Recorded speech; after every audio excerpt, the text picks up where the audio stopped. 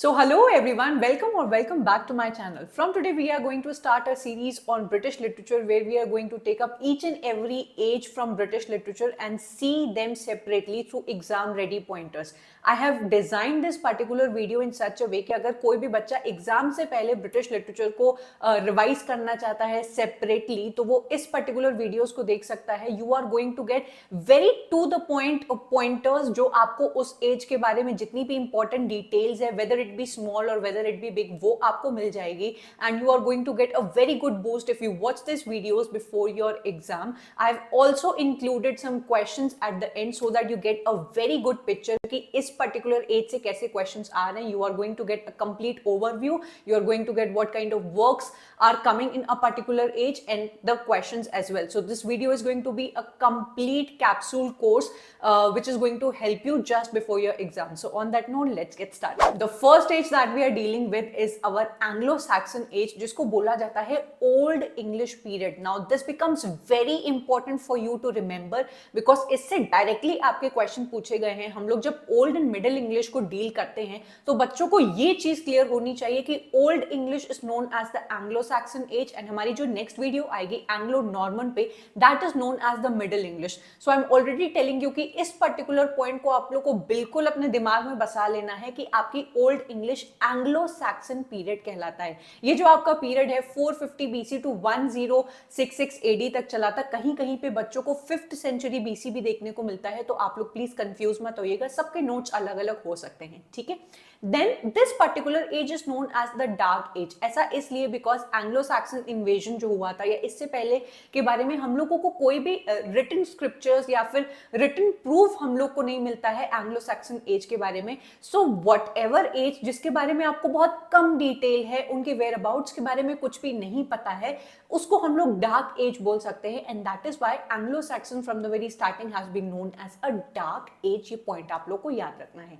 Then आपकी जो Anglo Saxon age है एंग्लो सैक्सन कहलाई क्यों? क्योंकि यहाँ पे आई थी आपकी जर्मनी से 3 जर्मनिक ट्राइब्स जिनके नाम आपको रटे होने चाहिए which are Angles, Saxons and the Jute. ये आपके जर्मनिक ट्राइब्स ही मतलब जर्मनी से ये आपके करंट डे इंग्लैंड में आते हैं, वहां पे माइग्रेट करते हैं एंड वहां पे सेटल भी करके मतलब सेटल हो जाते हैं. तो ये पॉइंट आपको याद रखना है कि आपका जो करंट डे इंग्लैंड है वहां पे ऑलरेडी वहां कुछ लोग रह रहे थे, वहां के नेटिव लोग रह रहे थे, बट आपकी 3 जर्मनिक ट्राइब्स आती हैं. एक है एंगल्स, एक है सैक्सन्स एंड एक है आपकी जूट्स.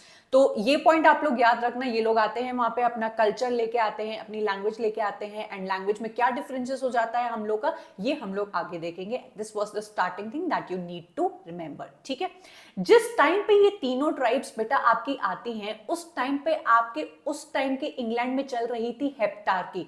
हेप्टार्की का मतलब होता है कि आपका जो इंग्लैंड था उस टाइम का मिडिवल इंग्लैंड था वो डिवाइडेड था आपका 7 पार्ट्स में. एज आई सेड हेप्टार्की वो आपके 7 किंगडम्स में डिवाइडेड था जिसके नाम आपको लर्न होने चाहिए बिकॉज इससे एक इनडायरेक्ट क्वेश्चन आपके यूजीसी नेट ने पूछा है which you are going to see at the end. तो आपको पूरा वीडियो एंड तक देखना है. ये जो आपको नाम यहाँ पे दिखाई दे रहे हैं जैसे कि आपका नॉर्थम्ब्रिया, मर्सिया, ईस्ट एंजिलिया, ठीक है, एसेक्स है, केंट है, ससेक्स है एंड वेसेक्स है. ये सातों नाम आपको याद होने चाहिए बिकॉज इससे आपका डायरेक्ट क्वेश्चन पूछा है. वो क्वेश्चन क्या है वो आपको एंड में पता लग जाएगा. So you need to remember कि जिस टाइम पे ये तीनों ट्राइब्स हम लोग की इंग्लैंड में आती हैं मिडिवल इंग्लैंड में, उस टाइम पे इंग्लैंड में चल रहा था हेप्टार्की का कॉन्सेप्ट. वो पूरा जो रीजन है 7 भागों में आपका डिवाइडेड था.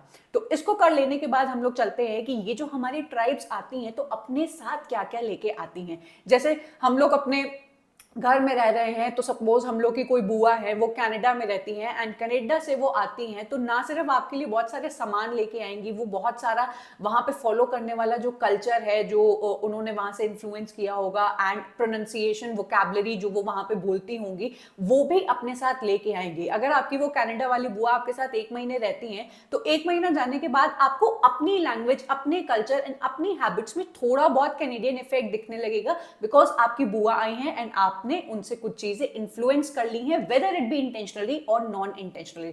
तो यही होता है कि जब आपके बाहर की जगह से, बाहर के रीजन से आपके नेटिव लैंड में कोई आता है, अपने साथ वो कल्चर डिफरेंसेस लेके आता है, लैंग्वेज लेके आता है, एंड धीरे धीरे आपकी उस नेटिव लैंड का पार्ट बन जाते हैं वो नई लैंग्वेजेस एंड कल्चर।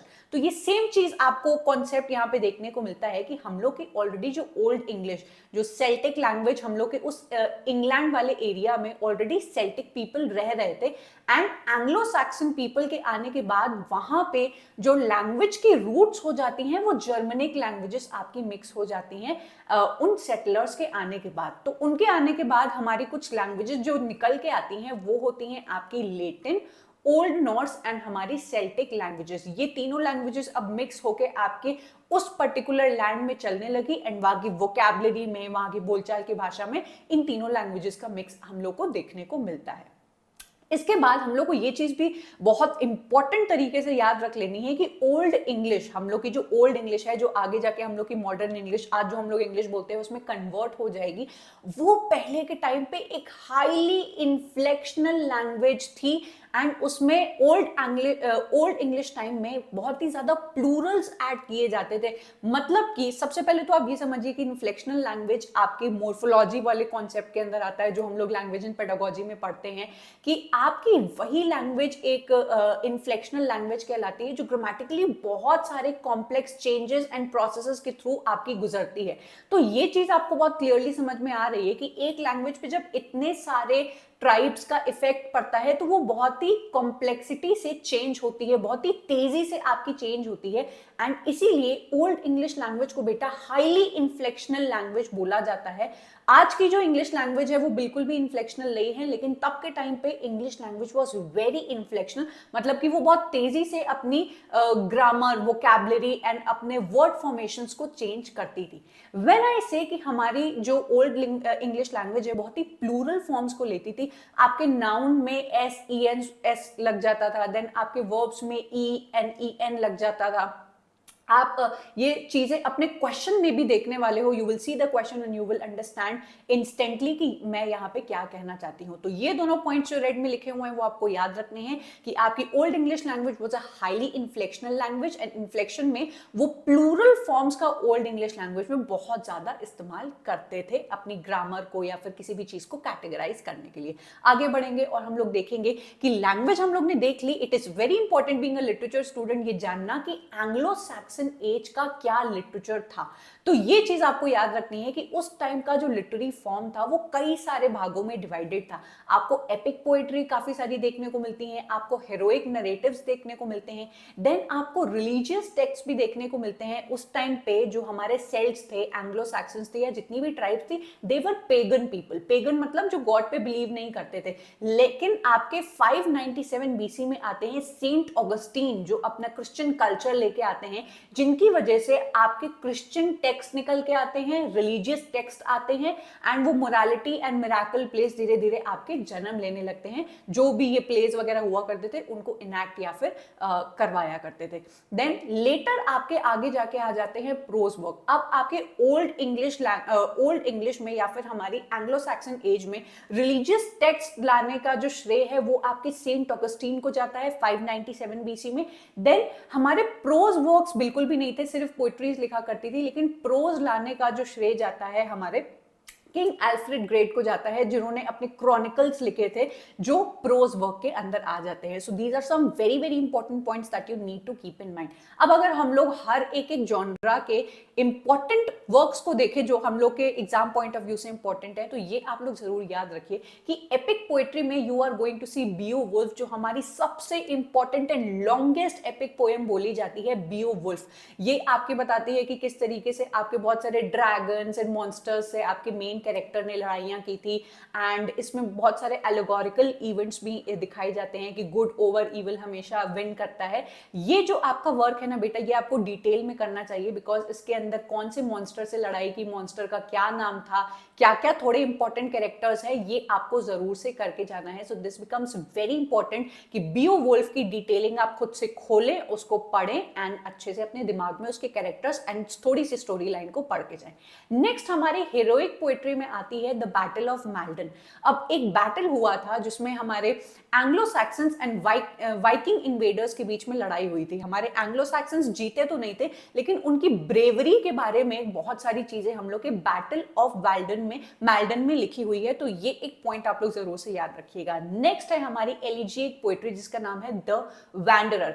एलिजी हम सबको पता है कि एक मोर्नफुल काइंड ऑफ हमारी पोएम होती है जो बहुत ही सोरोफुल होती है, किसी की डेथ पे वो रोती है। तो वैंडरर भी आपकी इसी कॉन्सेप्ट पे है। इसको भी आप लोग को थोड़ा सा सर्च करके देखना चाहिए। जितने भी वर्क्स इंपॉर्टेंट है that only I am going to tell you. I know कि एग्जाम नजदीक है, कोई भी ऐसी चीज I would not recommend you जिससे जो अननेसेसरी हो, क्वेश्चंस आते नहीं हो, लेकिन आई टेल यू कि हाँ जाके पढ़ लो। So I am going to only let you know those works which you need to see from a detailed point of view. Okay, next हमारा जो वर्क है religious text, which I already told you कि हमारे Saint Augustine के आने के बाद religious Christianity हमारा जो कल्चर है वो आने लगा। तो सबसे पहला है the dream of the rood, जहाँ पे आपके जो क्राइस्ट है उनको क्रूसिफाई किया गया था, उनका जो क्रॉस है उसको वॉइस दी गई है and how that cross is feeling, उसके बारे में बहुत ही ब्यूटीफुल रिलीजियस टेक्स्ट दिखाया गया है। अगेन ये जो आपके वर्क हैं तीनों ही, ये आपके पेगन कल्चर से कैसे आपकी जो वहां की जनता थी, सिटीजन्स थे, वो आपके क्रिश्चियनिटी रिलीजियस रिलीजन की तरफ जाते हैं, ये भी एक ट्रांजिशन शो करता है। Then we have Cynewulf's poetry and Caedmon's hymn, ये तीनों ही आपके रिलीजियस टेक्स्ट के अंदर आ जाते हैं। Now we will move on to the prose works. I already told you कि किंग एल्फ्रेड ग्रेट के बाद आए आपके Anglo Saxon chronicles and Aelfric's homilies, ये दोनों चीजें आपको याद रखनी है। एडम बीट का भी यहाँ पे एक बहुत इंपॉर्टेंट जो बोल सकते हैं वो काम है, उन्होंने भी प्रोज वर्क्स लिखे हैं अपने एक्लेसियास्टिकल हिस्ट्री के नाम से, तो ये भी आपको याद रखना जरूरी है। Apart from all these genres, उस टाइम पे आपके जो इल्यूमिनेशंस हम लोग जिसको बोलेंगे वो भी आपके काफी ज्यादा स्क्रिप्चर्स में दिखाई जाते हैं। इल्यूमिनेशंस एंड इलस्ट्रेशंस मतलब कि बहुत ही ब्यूटीफुली किसी भी चीज की पेंटिंग्स बनाना, रिलीजियस टेक्स्ट की पेंटिंग्स बनाना, वो भी आपकी एंग्लो सैक्सन एज में स्टार्ट हो गई थी। तो ये हम लोगों का पूरा लिटरेचर वाला सेक्शन कवर करता है एंड आपको लैंग्वेज एंड लिटरेचर दोनों पता लग जाती है। एंड आपका अगर बोला जाए एंग्लो सैक्सन एज का वो कैसे हुआ, जिस तरीके से आपकी ट्राइब्स एक आई थी, उसके बाद आपकी दूसरी ट्राइब्स, आप जानते हो ये चीज की हिस्ट्री में काम करती है कि एक लैंड है उसको टाइम टू टाइम दूसरे लोग एनेक्स करने की या फिर फोर्टिफाई करने की कोशिश करते रहते हैं। तो यहाँ पे हमारी जो मेन लड़ाई होती है, हमारा 5th सेंचुरी से 1066 एडी तक चलता है हम लोग का ये एंग्लो सैक्सन एज। उसके बाद हमारी होती है बैटल ऑफ हेस्टिंग्स, जहां पे हमारे एंग्लो सैक्सन एज के जो लास्ट रूलर है हेरोल्ड सेकंड, ये ब्लू से लिखा है, आपको नाम याद रखना है, और हमारे विलियम ड्यूक ऑफ नॉर्मैंडी के बीच में लड़ाई होती है। विलियम ड्यूक ऑफ नॉर्मैंडी हमारे जीत जाते हैं एंड ये बन जाते हैं किंग। और इनके बाद से जो रूल आगे चलता है वो कहलाता है हमारा एंग्लो नॉर्मन एज। तो याद रखिएगा, मेरी जब नेक्स्ट वीडियो आएगी Anglo normal, I will start with the same point कि आपकी क्रोनोलॉजी बनी रहे, एक स्टोरी के जरिए आप इस पूरी एजेस को बहुत ही ब्यूटीफुली समझ जाए। तो एंग्लो सैक्सन एज में जितना भी इंपॉर्टेंट देखने वाला था वो आई ऑलरेडी टोल्ड यू, जितने भी मेजर इवेंट्स हुए एंड चीजें हुई, लैंग्वेज चेंज हुई, लिटरेचर चेंज हुआ, कल्चरल चेंजेस हुए, किसने रूल किया एंड क्या क्या हमारे चेंजेस आए, वो सब हम लोगों ने बहुत ही ब्यूटीफुली देख लिया। वर्क्स की भी लिस्ट आपको मिल जाती है। अब हम लोग चलेंगे क्वेश्चंस की ओर और देखेंगे कि कैसे क्वेश्चंस आपके इसमें बने हैं। Which of the following was not a dialect of old English. I already told you कि इस बात को याद रखना कि जब भी हम लोग ओल्ड इंग्लिश की बात कर रहे हैं तो यहां पे बात हो रही है हम लोग की एंग्लो सैक्सन एज की, ठीक है। तो आपसे पूछा गया है कि एंग्लो सैक्सन एज का कौन सा इसमें से डायलेक्ट नहीं था। आप सोच रहे होंगे कि ये कॉन्सेप्ट तो हम लोग ने पढ़ा नहीं, पर आपने पढ़ा, आपसे इनडायरेक्टली क्वेश्चन पूछा गया है। आई ऑलरेडी टोल्ड यू कि एंग्लो सैक्सन एज जब आपकी चल रही थी तब वहां का कॉन्सेप्ट था हेप्टार्की का। तो जितनी भी 7 मैंने आपको किंगडम्स बताए उसमें उनके जो डायलेक्ट्स बोले जाते थे, जैसे नॉर्थम्ब्रियन, मर्सियन, केंटिश, ये हम लोग ने पढ़ा। जितने 7 नाम है उसको आप लोग याद कर लीजिएगा। वहां पे कौन सा नाम नहीं था? आयरिश। तो आयरिश इज अ डायलेक्ट जो एंग्लो सैक्सन एज में नहीं बोली जाती थी। See this was such an indirect question जो आप लोग एक्सपेक्ट नहीं करोगे कि किंगडम्स के नाम कौन ही याद करेगा, लेकिन उनके नाम आप याद करिए बिकॉज उससे आपसे क्वेश्चन पूछा गया है। I hope this is crystal clear to you people.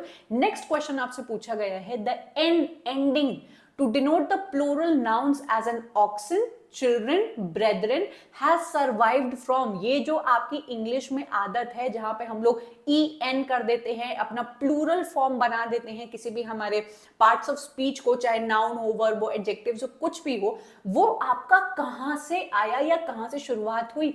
तो ये बेटा हमारी शुरुआत होती है Old English practice of making plural noun. हमारे ओल्ड इंग्लिश में आई टोल्ड यू कि वो हाईली इन्फ्लेक्शनल लैंग्वेज थी and plural verbs, plural nouns and plural forms का ये लोग बहुत ज्यादा इस्तेमाल करते थे। ये जो हैबिट है हमारे ओल्ड इंग्लिश से आती है एंड ये क्वेश्चन आपसे डायरेक्टली पूछा गया है। आई होप अब क्लियर हो गया होगा सारे बच्चों को। नेक्स्ट क्वेश्चन हम लोग देखेंगे। The 3 Germanic tribes invaded Britons in 5th century AD, bringing with them the roots of modern English।